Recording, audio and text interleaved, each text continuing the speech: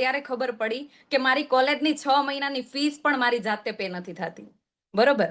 ત્યારે ખબર પડી કે 10-15 હજાર રૂપિયા કમાતા કોઈ વેલ્યુ નથી. 1.5 વર્ષ મેં આઈટી ફિલ્ડમાં નોકરી કરી. ગ્રેજ્યુએટેડ પર્સન છું. જે મહાવીર સરને સાંભળ્યા 9 ચોપડી ફેલ છે એના અલ્ટરનેટ છું. બરોબર. ગ્રેજ્યુએટેડ પર્સન છું છતાં બી ન કમાઈ શકી. સર તો ચાલો ભણેલા નહોતા તો કદાચ એને નોકરી વગેરે ન મળે. બરોબર. પણ વસ્તુ શું છે, ગ્રેજ્યુએટેડ છું તો બી ના થયું. બરોબર.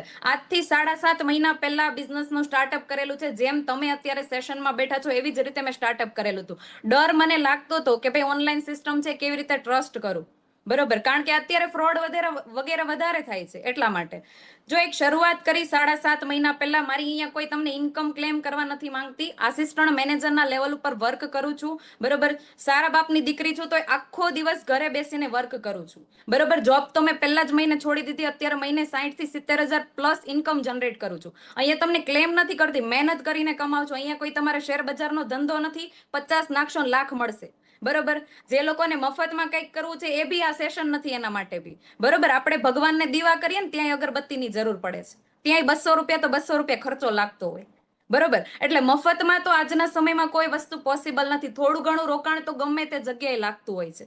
બરોબર. અહીંયા તમારી 2cc કમ્પ્લીટ કરવાની વાત હશે. હું બી 15,000 રૂપિયામાં નોકરી કરતી. મને બી પ્રોબ્લેમ આવ્યો તો 2cc કમ્પ્લીટ કરવામાં. કારણ કે મારા ફાધરને નહોતી ખબર.